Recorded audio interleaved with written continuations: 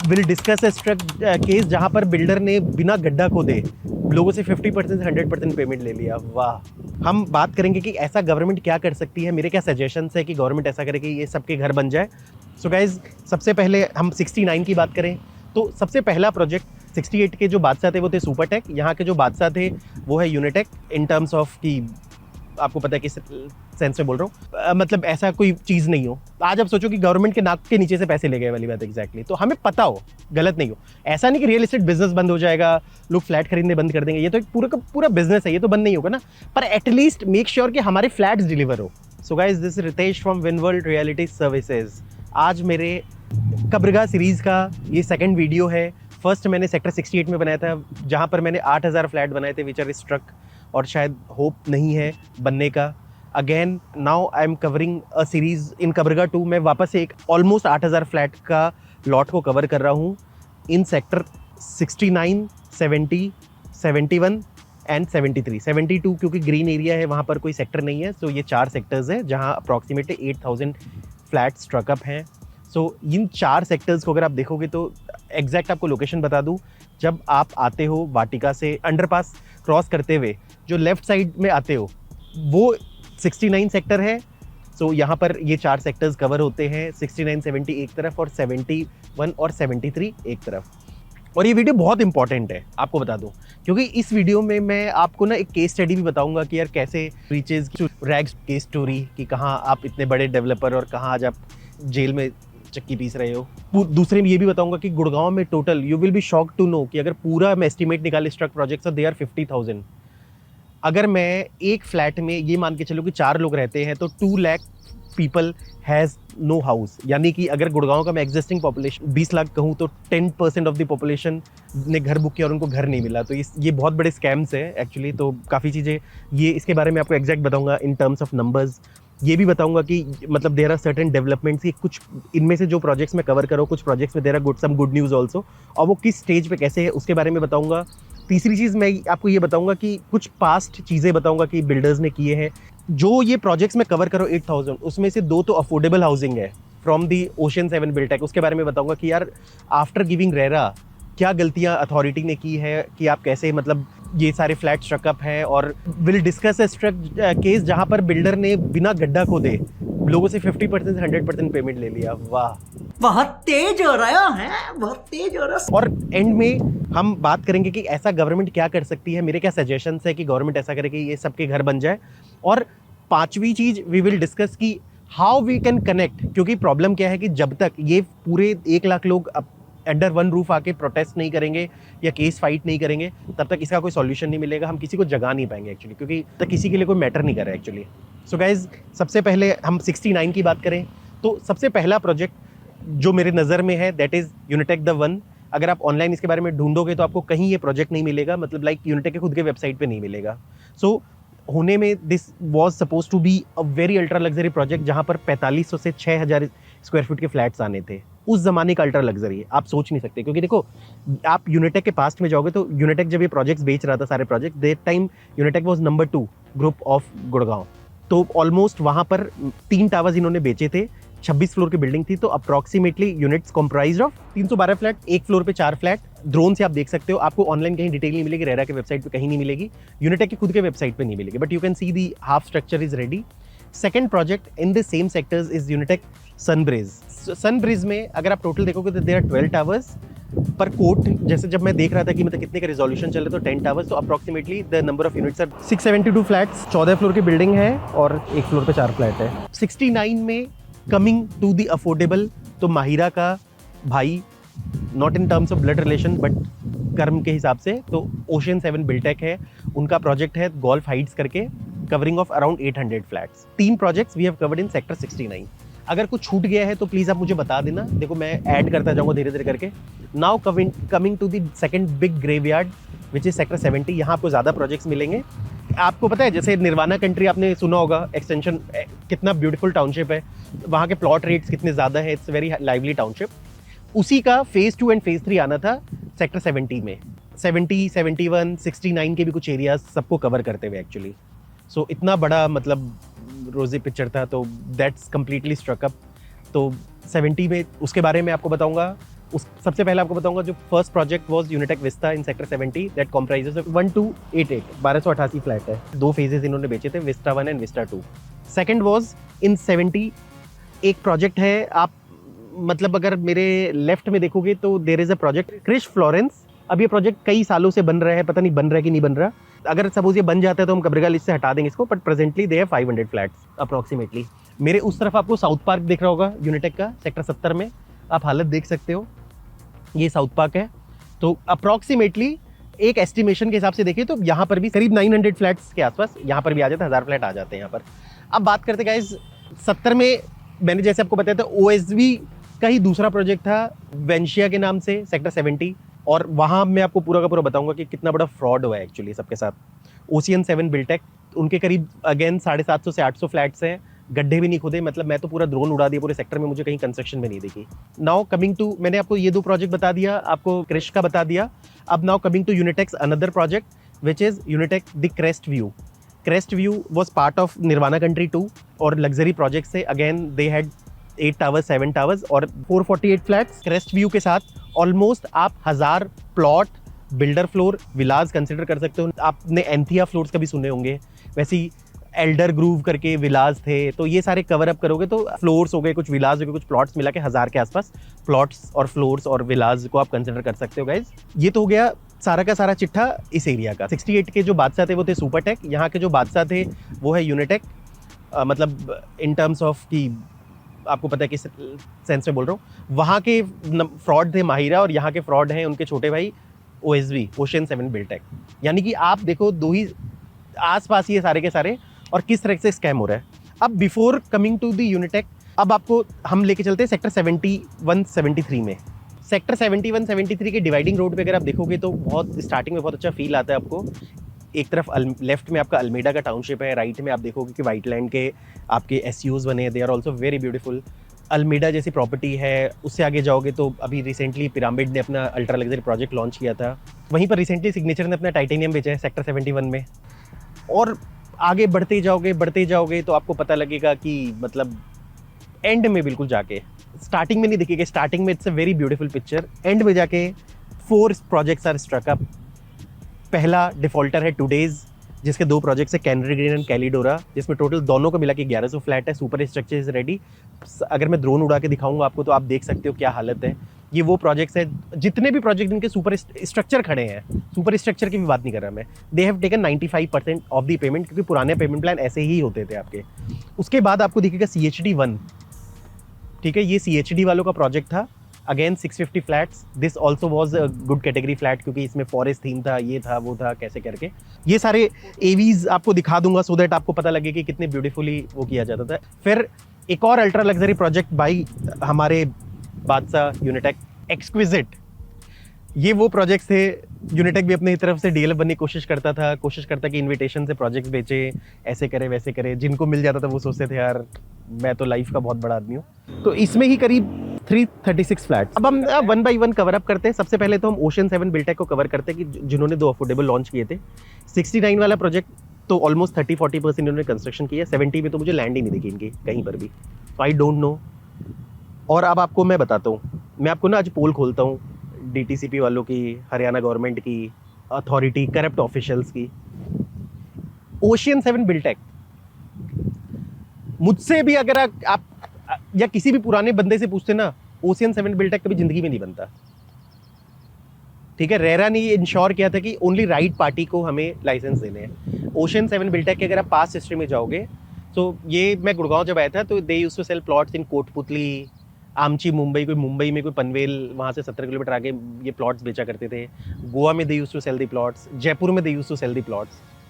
और उस टाइम भी इन्होंने बहुत फ्रॉड्स किए एक्चुअली। जो कोटपुतली में इनके प्लॉट्स थे, अगर आप एक्चुअल साइड जाके किसी ने देख लिया तो वो तो मर ही जाता।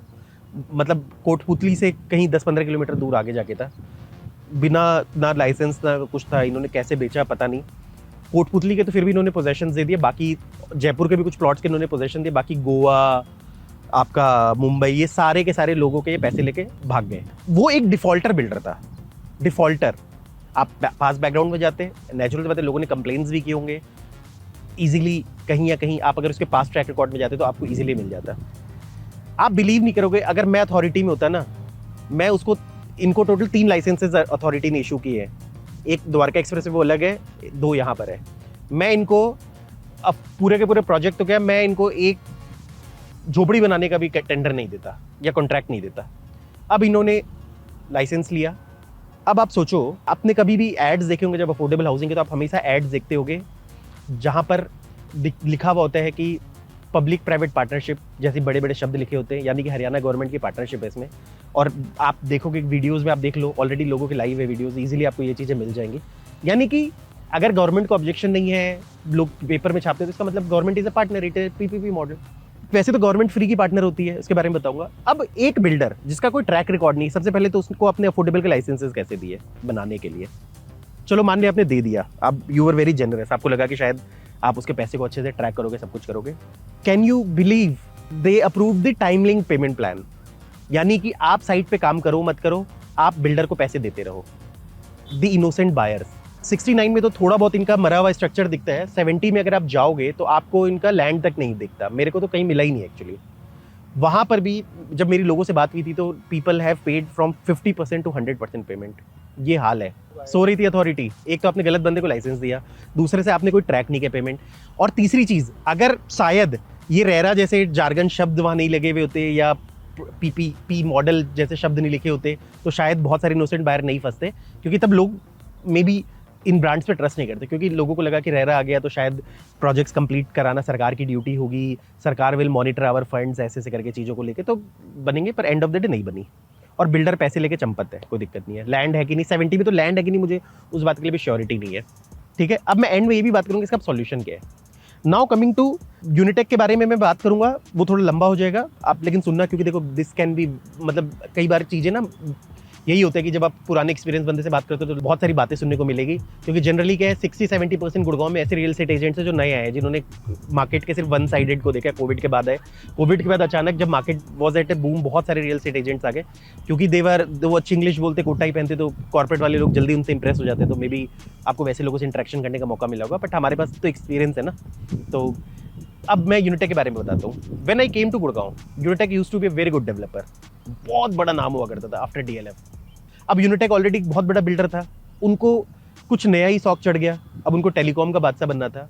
तो दे पार्टनर्ड विद अ कंपनी, और वो कंपनी का मुझे नाम याद नहीं आ रहा, but completely company was called Uninor actually. Unitech का यूनी और नॉर वो सम बाहर की कंपनी। इन भाई साहब ने ये 2G स्कैम में फंस गए। अब क्या हुआ, क्योंकि इनको जो नया वेंचर शुरू करना था तो पैसे ये रियल एस्टेट के उठा के ले गए वहाँ। तो ये एक तो बढ़िया धंधा यहाँ चल रहा था, फ्री फंड में ये पैसे उठा के ले गए। क्योंकि क्या होता है ना कि हर आदमी को बड़ा बनना है एक्चुअली। पहले रियल एस्टेट में आप नंबर 2 बन गए, तो अब आपने सोचा कि चलो टेलीकॉम में बन जाते हैं, ये फंस गए वहाँ। होता है ना, नए नए खिलाड़ी थे, इनकी चटनी बना दी वहाँ। इसके चक्कर में इनके सारे, एक तो ये सारे के सारे पैसे इनके खत्म हो गए, दुनिया भर के इन्होंने पैसे खिला रखे थे। ए राजा जी पता नहीं ए राजा जी, ए राजा जी, ए करे तरहल। आई थिंक वही होंगे जो बादशाह थे टेलीकॉम, सारे 2G स्पेक्ट्रम घोटाले के सारे, ये फंस गए। इस चक्कर में इनकी रेड लग गई सारी। अब क्या हुआ कि आप जिस बोर्ड पे भी देखोगे जहाँ मैं खड़ा हूँ, ये यूनिटेक की लैंड है। यहाँ पर ईडी वालों ने ऑलरेडी 2002 में इसको मतलब अपने कब्जे में ले रखा है। तो ऐसे करके मतलब अब क्या हुआ कि सिंस वहाँ इनका चल रहा था और यहाँ ये प्रोजेक्ट्स बेच तो रहे थे, ट्रेडली इन्होंने बहुत बड़ा फंड्स यहाँ से निकाल लिया था और वेस्ट कर ऑलरेडी डुबा चुके थे वहाँ पर। सो अब क्या हुआ, क्योंकि तब भी यूनिटेक का ब्रांड तो अच्छा था, तो प्रोजेक्ट्स बिकते थे इनके नाम से। और यूनिटेक की मैं खासियत भी बताऊं, अगर आपको एक चीज़ देखोगे, यूनिटेक ने गुड़गांव में पुराने प्रोजेक्ट बहुत अच्छे डिलीवर किए हैं। अगर आप आज भी जो इनके अनडिलीवर्ड प्रोजेक्ट्स जो उसके ग्रीन एरिया अगर आप देखोगे, इनके लेआउट्स देखोगे, तो आज भी बिल्डर वैसा कभी नहीं सोच सकता बनाने का। स्टार्टिंग में जब देवर डूइंग गुड, इन्होंने डिलीवरी भी बहुत अच्छी दी है। बाद में जैसे इनके जो प्रोजेक्ट्स है, जब फ्रेस्को, क्लोज, ये वो जो बाद में जब इन्होंने डिलीवरी देनी शुरू की, तो 2 ग्रीन एरिया तो बहुत अच्छा रिमेनिंग था, क्योंकि कुछ बना नहीं सकते थे। पर प्रोजेक्ट तो इन्होंने बहुत ही मतलब नहीं होता कि कंस्ट्रक्शन क्वालिटी बहुत पुअर करके किसी तरह डिलीवर कर दी, चलो कर दी कम से कम। तो अदरवाइज आप आज भी यूनिटेक के किसी भी प्रोजेक्ट में जाओगे, जितनी ग्रीनरी दे सकते हैं आप सोच नहीं सकते वाली बात है। तो दे वर लाइक दैट एक्चुअली। तो अच्छा इनका गुडविल था। तो इस तरह से ये बेचते गए, लोगों को पता नहीं लगा, स्लाइटली सारे पैसे खत्म हो चुके थे। तो सारे प्रोजेक्ट से इन्होंने कांड क्या किया कि प्रोजेक्ट बेचा, स्ट्रक्चर बनाया, लोगों से पैसे लिए, क्योंकि पुराने पेमेंट प्लान में 95% पेमेंट में ये पैसे ले सकते थे। तो ऑलमोस्ट 5% लोगों के बचते थे पोजेशन पे देने के लिए। तो बिल्डर ने अपना 50-60% काम करके, 70% काम करके, 60% मान लो मोटा मोटा काम किया इन्होंने, क्योंकि स्ट्रक्चर के बाद भी सुपर स्ट्रक्चर होता है, MEP वर्क ये वो कुछ भी नहीं किया इन्होंने, आप देखोगे तो करके। ये भाई साहब ने फंड कलेक्ट किया, उसके बाद ये उड़ गए, खत्म, bye bye, tata, goodbye, गया। अब सपोज मान लो इनके सारे प्रोजेक्ट स्टॉल्ड हो गए, प्रोजेक्ट्स पे काम बंद हो गया। तो this went for like another, मतलब मेरे हिसाब से ऑलमोस्ट 2012-13 तक यूनिटेक के सारे प्रोजेक्ट्स पे काम बंद हो चुका था। 14 तक मर के थोड़ा ये चला रहे थे, पर बुरा हाल हो गया था इनका। तो ऑलमोस्ट अगर आप इनके वेबसाइट पे भी जाओगे, 2015 के बाद they have not shared any construction update. 2014-15 के बाद इन्होंने सारे कंस्ट्रक्शन अपडेट देने बंद कर दिए। अब फिर यहाँ पर after many years of litigation, 10 साल 12 साल के लिटिगेशन के बाद एंट्री भी सुप्रीम कोर्ट की। यूनिटेक के साथ एक एडवांटेज कंपेरेटली ये है कि मतलब यूनिटेक के पास बहुत सारी लैंड्स है। तो सुप्रीम कोर्ट ने बेसिकली क्या किया, कई साल उनको जेल में रखा, कई साल, मतलब देखो बेसिकली अब सोचो जो केस सुप्रीम कोर्ट के पास है उससे वो हम 10 साल 12 साल से केसेस मतलब होम बायर्स लड़ते रहे actually. So after so many years of fighting finally मतलब क्या हुआ, और सुप्रीम कोर्ट ने मतलब उनके मैनेजमेंट को हटा के मतलब लाइक नया बोर्ड ऑफ, मतलब उनको सस्पेंड किया, नए बोर्ड ऑफ डायरेक्टर्स बनाए एक नए उसके हिसाब से।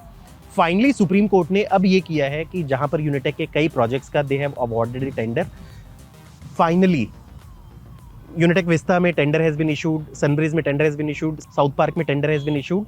आपका वहां पर जो एक्सक्विजिट है वहां टेंडर इशू हो चुका है। और आपका क्रेस्ट व्यू में have not seen anything, any development, neither have seen in Unitech 1। वहां तो बोर्ड भी नहीं लगा रखा इन्होंने, वेबसाइट पे भी इनके खुद के वेबसाइट पे प्रोजेक्ट की कोई डिटेल नहीं है, ठीक है। और कुछ प्लॉट्स में, कुछ बिल्डर फ्लोज में, एंथिया, एल्डर ग्रोव्स, विलास में, वहां पर भी क्या किया एक्चुअली, हर प्रोजेक्ट को एक PMC दे दिया, प्रोजेक्ट मैनेजमेंट कंपनी होती है। जैसे सपोज मान लो कि विस्टा का जो प्रोजेक्ट मतलब विस्टा का जो है वो ये है आपका साउथ पार्क का, ऐसे करके दे हैव डिस्ट्रीब्यूट, उसके अंडर दे विल, वो कंपनी क्या करेगी, बहुत सारे सब कॉन्ट्रैक्टर्स बनाएगी और they will start the work. सब क्लाइंट्स को नए पेमेंट प्लान दे दिए हैं। ऑलमोस्ट 3 से 4 साल का टाइम है सारे प्रोजेक्ट तैयार होने में। आई थिंक बहुत सारे प्रोजेक्ट्स इस कारण से मे बी एक इंटरवेंशन शुरू हो गए, तो बहुत सारे प्रोजेक्ट्स विस्टा में और सनब्रिज में कम स्केल पे, क्योंकि देखो मैं एक साइट पे गया तो मैं ऐसा नहीं था कि आई वॉज वेरी इंप्रेस्ड कि काम शुरू हुआ है ओके, मतलब बहुत लाइवली लग रहा था, but at least I am seeing some of the people जहाँ काम चल रहा है। बाकी रहा बात आपका साउथ पार्क का, tender has been issued but no work has been started, तो क्योंकि बहुत सारी और फॉर्मेलिटीज़ करानी है, स्ट्रक्चर ऑडिट करना है, सब कुछ करना है वाली बात exactly. So there are certain things which are due actually. और एक्विजिट में भी I think environmental clearance is due, तो वर्क स्टार्ट नहीं होना। द क्रेस्ट व्यू का अपार्टमेंट का मुझे नहीं पता, क्योंकि मैंने कहीं पे भी जिक्र नहीं देखा जहाँ पर कोई टेंडर इशू किया है या काम किया है वाली बात एग्जैक्टली, तो उसका मुझे नहीं पता क्या सॉल्यूशन आना है। सो मे बी हो सकता है कि जो भी यूनिटेक के मैं प्रोजेक्ट्स बता रहा हूँ, इन प्रोजेक्ट्स को रिलीफ मिल सकती है, लेकिन हमें एग्जैक्ट पता लगेगा 36 मंथ्स फ्रॉम टुडे या 4 ईयर्स या 5 ईयर्स वाली बात एग्जैक्टली। देखो यूनिटेक के साथ एडवांटेज ये था कि they had certain land bank या सर्टेन थिंग जिसको एक्वायर करके मतलब एटलीस्ट यूनिटेक पे काम शुरू हो सकता है। कोर्ट ने भी इंटरवेंट किया है। लेकिन देखो मैं आज भी बता रहा हूँ कि मैंने पर्सनली साइट विजिट किया, मुझे इतनी फास्ट कोई काम नहीं दिखी है, पर एटलीस्ट क्योंकि वो सुप्रीम कोर्ट के ऑर्डर्स हैं, टेंडर इशू हो चुका है, मैंने उनके ना क्वेश्चनेयर्स भी पूछे देखे थे कि मतलब किस बेसिस पे काम इशू किया जा रहा है, तो उस बेसिस पे ऑलमोस्ट 80-90% वैसे तो सोल्ड इन्वेंट्री है, 10% अनसोल्ड इन्वेंट्री है। खैर जो भी हो, तो उस कारण से मैं ये मान सकता हूँ कि दीज एक टाइम के बाद एटलीस्ट 4 ईयर्स बाद हमें पता लगेगा एग्जैक्ट ये सारे प्रोजेक्ट्स कंप्लीट होते कि नहीं होते वाली बात एग्जैक्ट, क्योंकि 3 साल तो टाइम है। और उसमें ये बात क्लियर लिखा हुआ है कि मतलब 36 months with the availability of the funds, तो ये बहुत जरूरी है। पेमेंट प्लान, नए पेमेंट प्लान इशू किए सरकार ने, और I think there is no escalation कि लोगों को कोई एक्स्ट्रा कॉस्ट नहीं देनी पड़ेगी, और उस तरीके से प्रोजेक्ट्स ये तैयार करवा देंगे कोर्ट में। तो एक सॉल्यूशन हो सकता है यूनिटेक के केस में। देखो इससे ना एक लेसन लर्न करने वाली चीज़ है, एक तो ये देखने वाली चीज़ है कि मैं सिर्फ ये कहना चाह रहा हूँ कि जो भी बिल्डर्स है या जो भी मतलब देखो गवर्नमेंट को जो सबसे इंपॉर्टेंट चीज़ देखनी पड़ेगी वो है फंड सिफन ऑफ, कि अगर डेवलपर का मन होता है कि उनको नए बिजनेस में जाना, नए वेंचर में जाना, नए प्रोजेक्ट में जाना, नए लैंड में लेना है, तो प्लीज़ यहाँ से निकाल नहीं पाए। जो मॉनिटरिंग है अब, क्योंकि बिल्डर जो बैंक गारंटी देता है वो भी नकली निकल जाती है, कई बार पेमेंट प्लान पे कोई ट्रैक नहीं है सरकार का। इस पे मैं एक बहुत इंपॉर्टेंट अपडेट आपको देना चाहूँगा कि अफोर्डेबल में ना कोर्ट्स को फर्स्ट डे से एक पेमेंट प्लान देना चाहिए, मतलब ये ऑल ओवर गुड़गांव या ऑल ओवर हरियाणा, क्योंकि आपको बता दूं गुड़गांव में 50,000 जो मैं स्ट्रक फ्लैट्स बता रहा हूँ उसमें से 15,000 से अफोर्डेबल हाउसिंग और they all license were issued after RERA. So कहने का मतलब है these are very big in number. सारे अफोर्डेबल ही स्ट्रक है, नॉन अफोर्डेबल मुझे अभी तक कोई नहीं दिखा जो स्ट्रक अप है। तो आप समझ रहे हो चीज़ें, तो इसका मतलब कुछ गलतियां हैं और इसमें 100% अगर सपोज इसकी ढंग से जा चुकी तो आपको पता लगेगा कि दूध का दूध पानी का पानी हो जाएगा, यानी कि जो रक्षक थे वही भक्षक थे। मैंने पिछली बार भी आपको बताया था। मतलब इस तरीके से किया गया कि तिजोरी खोल दी गई कि यार आपके घर में कोई काम कर रहा है, आप तिजोरी खोल दो, बेचारा आदमी थोड़ा सा भी इसके मन में लालच है वो ले जाएगा। आपने तो चोर के सामने तिजोरी खोल रखा था, तो नेचुरल आप क्या एक्सपेक्ट करते हो। अब आप बिलीव नहीं करोगे, जब मैं इनके कई बार वीडियोस देखता हूँ, कई लोग कवर करते हैं, मतलब लाइक कोई मतलब न्यूज़ चैनल वाले कवर करते हैं, तो उसमें व्यू नहीं है, बहुत कम है। इतने बड़े कंसर्न की चीज़ है, व्यू क्यों नहीं है। और मैं जब देखता हूँ लोगों के कंसर्न, तो कई लोग, मतलब मैं जेन्युइन बात बता रहा हूँ कि मुझे लगता है कि उन लोगों के घर बर्बाद हो चुके हैं। यार आप उनके व्यू से देखो, कई व्यूअर मेरे ऐसे भी देख रहे होंगे जो 4 करोड़ 5 करोड़ 10 करोड़ की भी प्रॉपर्टी लेते हैं। बट आप 30 लाख वाले के बंदे के माइंडसेट से सोचो, उस बंदे की सैलरी 30,000 35,000, उसने अपने फादर के पेंशन से लिया है, गांव में ज़मीन बेच के उसने अपने एक ड्रीम होम लिया है। आज वो बंदा कहाँ रूल रहा है। उस बंदे को, जिसको अगर उसको घर नहीं मिला ना, उस बंदे की मैं एक्चुअल बात बताऊँ क्योंकि मैंने उनके रिव्यू सुने थे। एक छोटी सी बच्ची ने शेयर किया कि यार मेरे फादर बैंक को भी EMI देते हैं, इंटरेस्ट वो रेंट भी देते हैं, तो मेरे फादर के पास पैसे ही नहीं बच रहे मेरे को फीस देने के लिए। अब ये क्या, हम ये एक बताओ, ये अत्याचार है कि नहीं है। दूसरी चीज़ मैं ये कह रहा हूँ कि एक बंदा तो सीधा ही धमकी दे रहा था मैं सुसाइड कर लूँ क्योंकि उसके पास तो कुछ बचा ही नहीं। एग्जैक्ट, तो ऐसी ऐसी चीज़ें हैं, मतलब लाइक मैं कोशिश करूँगा कुछ क्लिप्स भी लगा दूँ आपको। मेरी मांग है मोदी जी से कि मोदी जी हम अभी रेंट पे रह रहे हैं, मेरे पापा स्कूल की फ़ीस नहीं दे पा रहे, इसलिए मैं चाहती हूँ कि हमें अपना घर चाहिए, या फिर हम मोदी जी आप अपने घर में रख लो हमें प्लीज़। अब मैं ना एंड में ये भी बात करूंगा कि क्या सॉल्यूशन हो सकती है एग्जैक्टली। अफोर्डेबल में तो देखो मैं क्लियर कट बताता हूँ क्या, गवर्नमेंट को अगर प्रोजेक्ट बनवाना है तो एक तो स्टैम्प ड्यूटी उनको जीरो करनी पड़ेगी, क्योंकि नेचुरल सी बात है कि वो PPP मॉडल था, अगर वो नहीं था तो भाई आपने क्यों ऐड चलने दिए, तो you have to take responsibility. और मेरे हिसाब से सुप्रीम कोर्ट इनको सीधी कर सकती है, सीधी बात है, ठीक है। और दूसरी चीज़ है कि गवर्नमेंट को अपने पैसे इन्फ्यूज़ करके अगर प्रोजेक्ट्स में जो शॉर्टेज है उनको बना के कंप्लीट करना पड़ेगा हरियाणा सरकार को। मुझे लगता है हरियाणा सरकार पैसे लेने तो हर जगह आ जाती है, पर पता नहीं देते वक्त मुझे नहीं पता वो कहाँ चली जाती है। मुझे तो मेरे लास्ट वीडियो में किसी ने डाला था कि Gurgaon is a ATM machine for Haryana government, जो बात बिल्कुल सही है, इसमें कोई डिनाइल नहीं है। और इस मतलब कहने का मतलब ये दूध देने वाली गाय है, इतना मत इसको मतलब लाइक इतना ज़्यादा मिल्क मत करो कि दूध की जगह खून निकलना शुरू हो जाए। अब मैं बात करता हूँ, मैंने बात की OSB की, कैसे सबसे पहले तो मतलब हर कांड इन्होंने कर रखे हैं। अगर इनकी फाइलें खोले ना तो इनको जेल में टांग देना चाहिए, मैं सही बता रहा हूँ आपको, ये जो करप्ट ऑफिशियल्स है। अब बात करें हम टुडेज़ की, बहुत सारे अगर आप किसी को भी जानते हो जिन्होंने टुडे कैंडिडेट इन कैलिडोरा में प्रोजेक्ट्स ले रखे थे, उनका आप देख सकते हो, क्योंकि 60% वर्क कंप्लीट है, 95% पेमेंट जा चुका है 10 साल में। क्योंकि अब कंस्ट्रक्शन कॉस्ट आई थिंक 2 गुना 3 गुना बढ़ गई है। स्ट्रक्चर भी देख के लगता नहीं है कि मतलब उसमें कितना सेफ्टी है, नहीं है। Same with the CHD also. In projects में ऑलमोस्ट 1100 फ्लैट आपके फिर वहाँ हो गए, मतलब टुडेज़ में 2 प्रोजेक्ट्स मिला के हो गए, CHD में 600 फ्लैट हो गए, 300 350 फ्लैट एक्सक्विजिट पे हो गए, तो 2100 फ्लैट का सिर्फ वो एरिया है आपका, और बाकी करीब 6000 फ्लैट का ये 69 और 70 एरिया, तो करीब 8000 के आसपास फ्लैट सब मोटा मोटा कंप्लीट कर लेते हैं। अब बात हो रही है उन प्रोजेक्ट्स की जहाँ जेन्युइनली, देखो प्रोजेक्ट्स 3 तरह के होते हैं। एक तरफ तो जहाँ पर बिल्डर हैड समथिंग कि मतलब लैंड ले लिया, कुछ कर लिया, नए पेमेंट प्लान बनवा लिया, नॉन फिजिबिलिटी, तो कोर्ट ने इंटरप्ट करके कर दिया।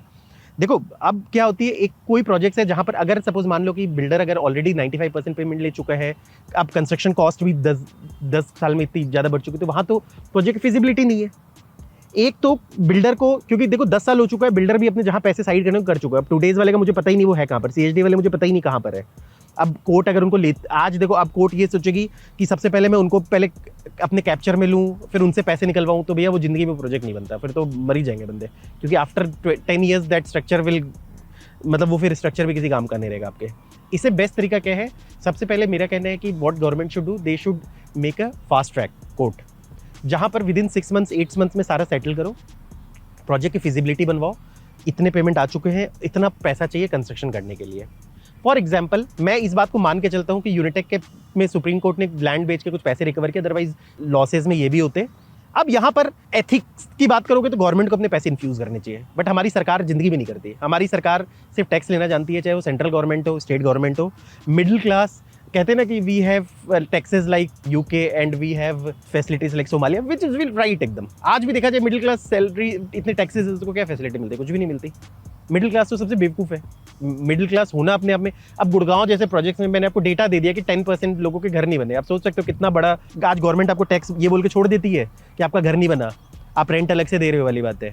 हाँ, आप कमाओगे तो दे आर पार्टनर्स, अगर आप नहीं कमाओ तो सरकार का कोई लेना देना नहीं है। सबसे अच्छा धंधा है सरकार का। अगर सपोज मान लो, अगर एज ए सरकार मुझे अपॉर्चुनिटी मिले, मैं पुणे में जाकर रियल एस्टेट कंपनी खोलूँ, मैं बोलूँ पार्टनर को भैया तू प्रॉफिट कमाए तो 50% मुझे दे दियो, प्रॉफिट अगर लॉस हुआ तो तेरा है भाई, मेरा कोई लेना देना नहीं, तो दूर रहे एकदम आसपास मत आना मेरे। तो सरकार का अपना मॉडल बिल्कुल सही है। अब जहाँ लॉस मेकिंग है, अब मैं वहाँ पर सॉल्यूशन बता सकता हूँ। सबसे इंपॉर्टेंट क्या करो, एक प्रोजेक्ट्स में कौन कौन स्टेक होल्डर्स होते हैं। सबसे पहले होते हैं बायर्स, फिर कई प्रोजेक्ट्स क्योंकि कोलैबोरेटर भी इन्वॉल्व थे, कई प्रोजेक्ट्स कई में ओन्ड थे, कई में कोलैबोरेटर्स थे, तो कोलैबोरेटर, क्योंकि आज से 12-13 साल पहले ज़्यादातर जो कोलैबोरेटर होते थे, जैसे रियल एस्टेट में हमेशा कोलैबोरेटर का एंगल चेंज होता रहता है। जैसे अब कोलैबोरेटर जो ज़्यादातर मांगते हैं, दे वांट प्रॉफिट शेयरिंग, क्योंकि प्रॉफिट बहुत ज़्यादा है। पहले जो बिल्डर ज़्यादा उनको चेपना चाहता था, वो चाहता था फ्लैट, क्योंकि उस टाइम फ्लैट्स की इतनी वैल्यू नहीं थी, तो लैंड के अगेंस्ट वो फ्लैट देते थे। तो ज़्यादातर तो कोलैबोरेटर को आप होम बायर ट्रीट कर सकते हो एक्चुअली, ठीक है। सेकंड होता है बैंक। बैंक ने एक तो प्रोजेक्ट पे फंडिंग की हुई होगी, एक लोगों को फंडिंग की हुई होगी। लैंड पे भी हो सकता है गिरवी हो, बहुत अलग लेवल पे, मतलब लैंड को अलग फंडिंग है, प्रोजेक्ट्स वाला फंडिंग है, सब मतलब समझ सकते हो, क्लाइंट को अलग फंडिंग है। सबवेंशन में बिल्डर ने 0 कंस्ट्रक्शन की और 95% पेमेंट बैंक से मतलब बिल्डर ले चुका है। और ये जितने फ्रॉड वाले लोन है ना, आपको बता दूं, ये सारे सरकारी बैंक करेंगे। आपको बता दूं, अब कैनरा बैंक, पीएनबी बैंक, ये सब सारे आप इन्हीं के नाम देखना। जहां पर आपको डिफॉल्टर केस दिखेगा ना कि यार उल्टे पुल्टे लोन क्यों दिए हुए हैं जो कभी रिकवर नहीं हो सकते, वहां आपको 100 नहीं 500% you will get the government bank actually. ये पक्का है, ये मेरी स्टडी कहती है, मैं इसको प्रूव कर सकता हूँ। देखो कैसे इसको बना सकते हैं एक्चुअली। इसको बनाने का सबसे अच्छा तरीका क्या है, जैसे मैंने आपको बताया कि कोलैबोरेटर को भी होम बायर ट्रीट कर लिया, बायर्स हो गए हैं। आज के डेट में जब आप फास्ट ट्रैक कोर्ट बिठाते हो, सबसे पहले जो भी पेनल्टीज है related to bank principal amount के ऊपर जो इंटरेस्ट बनता है, कोई बायर्स की कोई पेनल्टी बनती है, सबवेंशन पे कोई लोन बनता है, सबको जीरो कर दो वाली बात एग्जैक्टली। क्योंकि अभी we are looking for the greater good कि लोगों के फ्लैट्स बनने हैं। वो वैसे भी जिस दिन IRP के अंडर आता है वो वैसे ही जीरो हो जाता है एक्चुअली। सो यूनिटेक में भी किसी को कोई पेनल्टी नहीं मिलनी है, आपको वैसे बता देता हूँ। अब यहाँ पर भी पेनल्टी ये बड़ा वाला लड्डू हो जाए। दूसरी चीज़ ये होनी चाहिए, क्लाइंट्स के स्पेक्स को जीरो कर दो बिल्कुल। जो भी फ्लैट स्ट्रकअप है वहाँ आपको सिर्फ रॉ फ्लैट मिलेगा। अब आप ये सोचोगे यार आप तो जबरदस्ती का मेरा लॉस लगवा रहे हो, भाई फ्लैट तो ले लो कम से कम। आज मार्केट वैल्यू बढ़ चुकी है, आपको अपना घर मिल जाए, थोड़े बहुत पैसे खर्च करके बनवा लेना। बात तो सही है।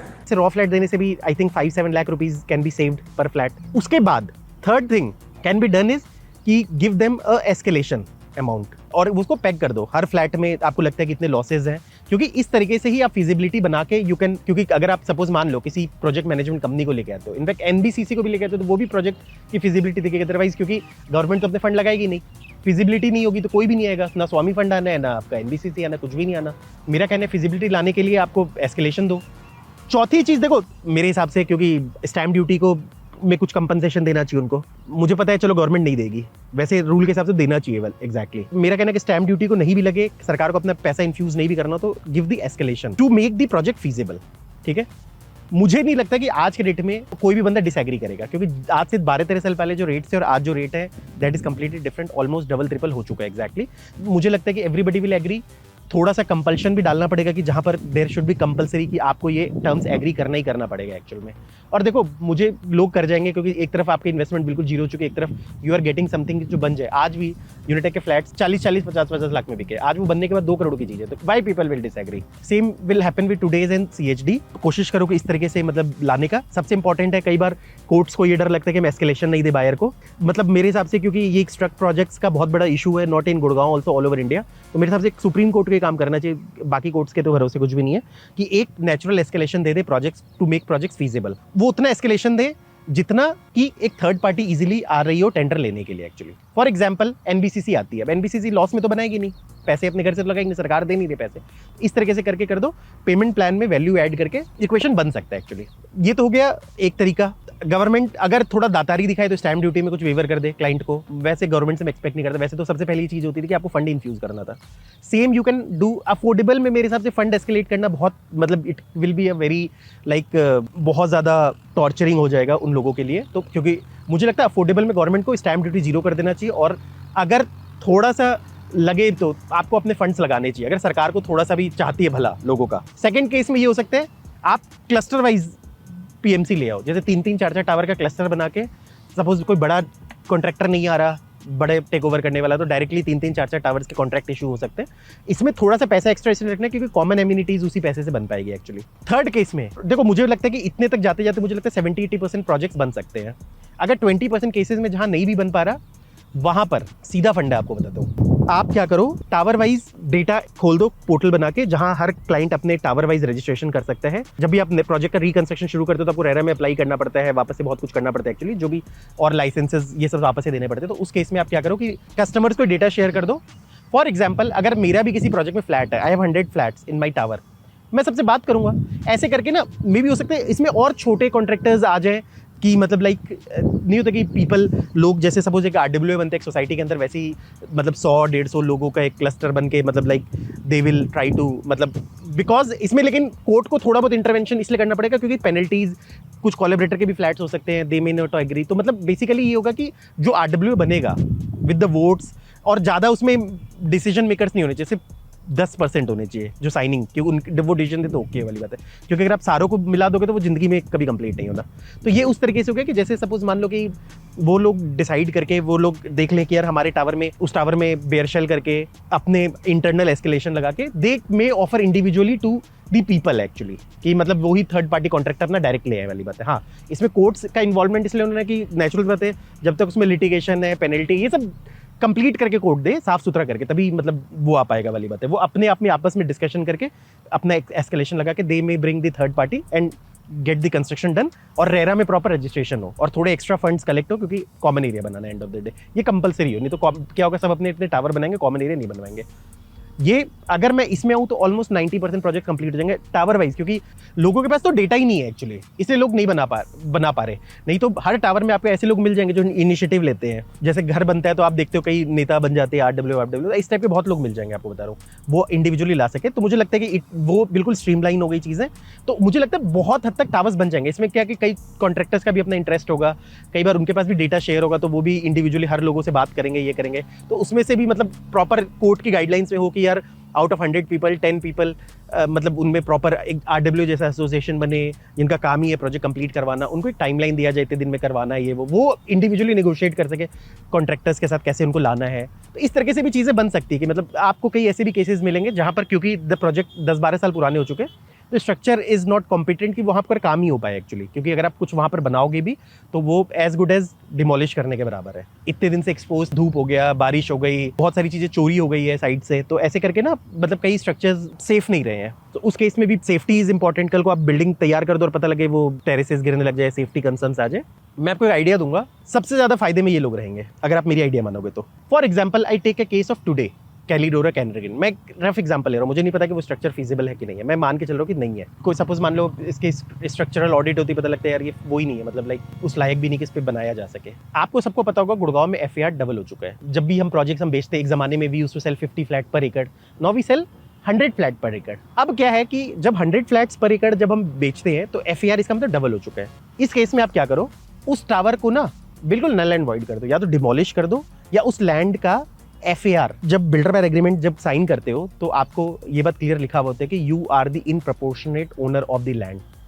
यानी कि अगर आपने एक प्रोजेक्ट में मान लो आपका 1500-2000 स्क्वायर फुट का फ्लैट है, तो जितने प्रपोर्शन में आपका फ्लैट का स्क्वायर फुटेज है out of the total construction, you are at that same proportion, you are owner of the land. Virtual owner होते हो, ऐसा नहीं कि फिजिकली आपको ओनरशिप दे देंगे, क्योंकि उस जमाने में FAR वॉज हाफ, करीब 1.6 था, 3.2 है या 3 होगा अप्रॉक्सीमेट मान लो, और लैंड कॉस्ट 10 गुना बढ़ गई है। तो सबसे अच्छा तरीका क्या है, प्रोजेक्ट्स को नलीफाई कर दो, जीरो कर दो, FAR को डबल कर दो। नेचुरल सी बात है। अब आप देखो कि बायर्स आपके लैंड में थे, एग्जैक्ट 50% FAR उनके लिए हो गया, 50%, वो जो 50% FAR है ना, उसको लेने के लिए, परचेज करने के लिए कोई भी थर्ड पार्टी बिल्डर आ सकता है, आराम से आ जाएगा। मैं तो कह रहा हूँ बहुत इजीली आ जाएगा। वो उसी थर्ड पार्टी में वो बिल्डर उनके प्रोजेक्ट्स बनाएगा, जो 1600 मतलब जो भी आधे FAR वाले जो ओनर्स हैं, और इधर आपके क्या बोलते हैं, वही उसी पैसे से वो बैंक का सेटलमेंट करेगा, वॉट एवर अमाउंट कम्स, या जो भी तरह के सेटलमेंट से वो करेगा। और आपको बता दूं, इट्स बेटर 12 साल पुराना स्ट्रक्चर लेने से अच्छा नया स्ट्रक्चर बनेगा, नए तरीके से बनेगा, नए डिजाइन बनेंगे। तो अगर आप ओवरऑल कैलकुलेशन करोगे, लैंड वैल्यू इतनी ज़्यादा बढ़ चुकी है, फ्लैट रेट इतने ज़्यादा बढ़ चुके हैं, you will be more at benefit. हाँ, आपके फ्लैट में रेसिडेंट डबल होंगे, पर उससे आपको कोई नुकसान नहीं है। आज के डेट में ऑलरेडी बिक ही रहे easily. SPR is a very buzzing road. कोई भी प्रोजेक्ट 15-16 हज़ार रुपये से कम नहीं आना, विथ नई कंस्ट्रक्शन क्वालिटी। अब आप सोचोगे यार रितेश तुमने तो बड़ा अच्छा सॉल्यूशन बता दिया यार, थिंग्स आर वेरी इजी। हाँ, कुछ हिकअप्स इसमें आ सकती है, बट फास्ट ट्रैक होने से क्या है कि सॉल्यूशन धीरे इजीली निकल सकता है। क्योंकि अगर आपने 10 साल तक इसको खींच दिया तो आज जहाँ कंस्ट्रक्शन कॉस्ट ऑलरेडी 2 गुना 3 गुना बढ़ गया, हो सकता है वो 10 गुना बढ़ जाए। हर चीज़ एक्यूमुलेट होता जा रहा है, तो एंड ऑफ द डे शायद वो हमेशा के लिए घोस्ट बना रह जाएगा। वो इस तरीके से होगा कि कभी 50 साल बाद आप आओगे यार ये प्रोजेक्ट तैयार नहीं है, क्या था ये था, नहीं तो कहानियाँ लोग सुनाएंगे कि यार एक ज़माने में हमने फ्लैट लिया था। जैसे सपोज मान लो कि मैं अगर मेरा फ्लैट है तो मैं अपने बच्चों को सुनाऊंगा, मेरे बच्चे अपने बच्चों को, ऐसे करके वो जनरेशन तक ट्रांसफर होगी। फिर लोग बोलना शुरू कर देंगे यार ये तो भुतुआ है, ये वो, इस तरह से करके वो चीज़ें। तो एंड ऑफ द डे सब कुछ भूल जाएंगे एक्चुअली। और अब गाइज अब आप सोचोगे यार इतनी रितेश तो इतने सारे सॉल्यूशन दे रहे हैं यार, हमारा घर तो बहुत ईजी है यार, सरकार को तो कुछ नहीं है, फटाफट फास्ट ट्रैक बनाओ और कर दो चीज़ों को लेके। भाई मैं बता दूँ सॉल्यूशन बहुत ईजी है, बट हमारी सरकार बहुत स्लो है। एक तो प्रॉब्लम क्या है, इंडिया में ना जुडिशियल सिस्टम भी बहुत ज़्यादा स्लो है। इसका वन ऑफ द रीज़न भी सरकार है, क्योंकि लोग नहीं है, जजेस नहीं है। कोई आपकी सुनवाई 10-10 साल 15-15 साल केसेस चलती है, क्यों चलती है? कोई वही नहीं है। ये तो सुप्रीम कोर्ट इन्वॉल्व हो गई, यूनिटेक में भला हो गया। सेम आम्रपाली के प्रोजेक्ट में सुप्रीम कोर्ट इन्वॉल्व हो गई थी, तो चीज़ें सही निकल गई वाली बात exactly. And of the day बात करूंगा कि यार हम इसको कैसे सरकार को प्रेशराइज कर सकते हैं सारी चीज़ बनवाने के लिए। देखो गाइज आपको बता दूं, घर बैठे बैठे आप सोचोगे आपको घर मिल जाएगा, तो कभी नहीं मिलेगा। You have to be very active. एक तो मैंने हमेशा इंडिया में क्या देखा है, लोग अगर केसेस भी लड़ते हैं तो इंडिविजुअली अपने सिर्फ प्रोजेक्ट से लड़ते हैं। जैसे यूनिटेक वाला बंदा यूनिटेक अपने, मान लो उसका विस्टा में फ्लैट है तो विस्टा के लड़ेगा, साउथ पार्क में 2 डेज कैनरी है तो कैनरी वाला लड़ेगा। तो ऐसे करके ना केस बहुत डाइल्यूट होता है। और वैसे तो खैर प्रोविजन भी होता है कि आपको सारा वो देना है। तो एक तो मेरा कहना है कि अगर कोई सो रहा है तो अपने केसेस को एक्टिवेट करो। दूसरी चीज़ है, मेरे जो भी ये वीडियो मैं बना रहा हूँ कबरगा सीरीज है, ये बिल्कुल कॉपीराइट फ्री है। अगर आपका किसी का भी कोई, अगर आप किसी को भी जानते हो who is a content creator, उनके अपने यूट्यूब चैनल से किसी भी लेवल पे है, कोई भी बंदा मेरे वीडियोस को शेयर करना चाहता है, तो सो दैट वी मोर और मोर लोगों का अवेयरनेस हो और लोग इकट्ठे हो सके कि मतलब like to protest for the government. So ये चीज़ें होनी चाहिए, क्योंकि मेरा कहना है कि सबसे पहली चीज़ है कि मतलब इनको आप हरियाणा गवर्नमेंट को सिर्फ चढ़ाते रहोगे चने की झाड़ पे, आप ऐसे हो वैसे, तो कभी ज़िंदगी में आपका कोई सुनवाई नहीं होगा। आपको प्रोटेस्ट करना पड़ेगा। जिस दिन रोड पे दिखेंगे ना 1 लाख लोग प्रोटेस्ट करते हैं, क्योंकि नंबर बहुत बड़ा है। आपको बता दूं, आप मिडिल क्लास हो, आप सोचते हो यार हम तो घर पे बैठे बैठे हमारा काम हो जाए, आपको तो जॉब पे जाना है, बिजनेस पे जाना है। किसान को देखते हो सिंधु बॉर्डर पे खड़ा होकर प्रोटेस्ट करता है, क्योंकि आप मिडिल क्लास, आप वो काम तो कर नहीं सकते। बट हमें करना पड़ेगा एक्चुअली। कोई एक फोरम बनाना पड़ेगा जिसमें सारे के सारे लोग कलेक्ट हो पाए, जो भी वो सारे लोग जिनके फ्लैट्स डिलीवर नहीं हुए हैं, और कलेक्टिवली मिलके प्रोटेस्ट करना पड़ेगा against the government, against all social media, on the roads, जहाँ जहाँ हम टैग कर पाए इनको। अदरवाइज कोई सुनवाई नहीं होगी। हमें अगर आप सपोज मान लो, मेरा कहना है कि मैं इसी वीडियो की बात कर रहा हूँ, अब जितने ज़्यादा लोगों को शेयर करो, जितने भी लोगों को आप जानते हो जिनके फ्लैट्स डिलीवर नहीं हुए गुड़गांव के अंदर, just share them this video. अगर इनसे क्लिप निकाल के यू कैन शेयर। मैं खुद कह रहा हूँ, कोई भी इन्फ्लुएंसर है, आप जानते हो, आप बाकायदा उसको पैसे दो, post it in your channel, clips निकाल के ये करके। सपोज मान लो किसी मीडिया चैनल को जानते हो जो हमारे केसेस को फर्दर ला सकता है, उसको लेके आओ, मैं उनको सारा डेटा दे दूंगा पूरे गुड़गांव का। मैं इस पर पूरा काम कर रहा हूँ actually. I will give them. मैं बिलीव नहीं करोगे, मुझे बोलने का मौका दिलवाओ कहीं पर भी, जहाँ आप दिला सकते हो, आप किसी भी न्यूज़ चैनल में बिठा के दिलवा देना। मैं खुलेआम आपके जो भी प्रॉब्लम, मतलब एक होता है ना कि इतने बड़े मुद्दे को मैं रख सकता हूँ, कोई फोरम में मुझे बुलवाना है, I am ready to go there. मतलब मैं ये काम कर सकता हूँ आपके लिए। ऐसे बंदे हैं जो ऑलरेडी पुराने एसोसिएशन कुछ बने हुए हैं, तो मेरा कहना है कलेक्टिव एसोसिएशन कैसे बने, उस पर काम किया जाए। लोग मुझे सजेशन भी दो, सो दैट मतलब देखो ये जो वीडियो है बेसिकली ये सजेशन के लिए है कि अगर आपको जेन्युइनली ऐसा लगता है जहाँ पर हम कलेक्ट कर सकते हैं, तो कोई एक्सपर्ट हो जो ऑलरेडी केसेस लड़ रहा है, तो वो मुझसे जुड़ो, फ़ोन करो, कमेंट पोस्ट करो कि कैसे क्या हो सकता है, so that all of the people can be aware. एक बार लोग कलेक्ट होंगे ना, फिर वी कैन डिसाइड कि हाउ हम कैसे इस केसेस को आगे ले जा सकते हैं एक्चुअली। और एथिकली भी अगर कोई ऐसा बंदा मेरा वीडियो देख रहा है, अगर आपका यूट्यूब चैनल है, इंस्टाग्राम है, प्लीज़ आप इसको पोस्ट करो। मतलब अगर आप इसको पोस्ट नहीं करोगे ना, ये वो नहीं है कि यार मैं फ्लैट बेचने के लिए वीडियो बना रहा हूँ, उसको मैं कभी नहीं बोलता शेयर करने के लिए, वो आपकी मर्जी है, शेयर करना करो, नहीं करना मत करो, मेरा वो बिजनेस है। पर ये चीज़ ऐसा है जहाँ पर सबका भला हो सकता है। अगर आप सपोज खुद मानो ना, इतने सारे फ्लैट्स अगर डिलीवर हो जाए, एक तो गुड़गांव में फ्लैट्स में कंट्रोल आ सकता है।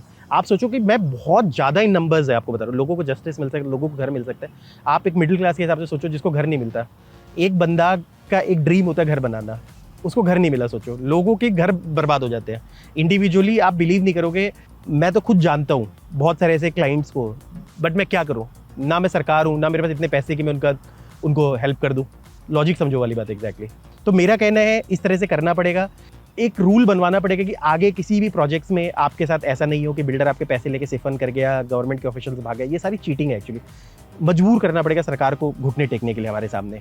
मैं यही बता रहा हूँ क्या, मेरे को अगर आप जिसको भी जानते हो, you know somebody from the media, ask them to raise these issues. I am competent enough कि आपके सोर्स से मैं वहाँ जाके बोल सकता हूँ। I can easily go live, मैं बोल दूंगा, कोई दिक्कत नहीं। आप देख लो मैं खड़ा हूँ लाइव, सारी चीज़ें मैं बोल रहा हूँ एक्चुअल में। तो आपको कोई प्रॉब्लम नहीं आएगी मेरे बोलने पे, and I can represent the things. जहाँ जहाँ आप शेयर कर सकते करो, सो दैट कम से कम हम कुछ लोग इकट्ठे हो जाए ना, तो हम मीटिंग करके वी कैन डिसाइड एक्चुअली कि हमें करना क्या है, केसेस लड़ना कैसे है। थोड़ा थोड़ा प्रोटेस्ट करना शुरू करो, टी शर्ट्स पहन के घूमो कि भैया मेरे फ्लैट डिलीवर नहीं हुआ है। तो कहने का मतलब है कि नाउ ये ना, इसको लाना पड़ेगा एक्चुअली। लोगों को पता ही नहीं कि गुड़गांव में इतने फ्लैट स्ट्रकअप है। लोगों को लगता है फ्लैट स्ट्रकअप का मतलब है नोएडा, ग्रेटर नोएडा। लोगों ने फ्री में बदनाम किया हुआ है। मैं बता दूं, यहाँ के फिगर्स आप देख लोगे तो आप पागल हो जाओगे वाली बात है। एवरी पर्सन जो भी मेरा वीडियो देख रहा है, आपको एक वॉलेंटरली इस चीज़ को हेल्प करना पड़ेगा। कल को आपका स्ट्रकअप नहीं हुआ तो आप देख लो, अफोर्डेबल में बहुत लोगों के स्ट्रकअप हो गए आफ्टर रेरा।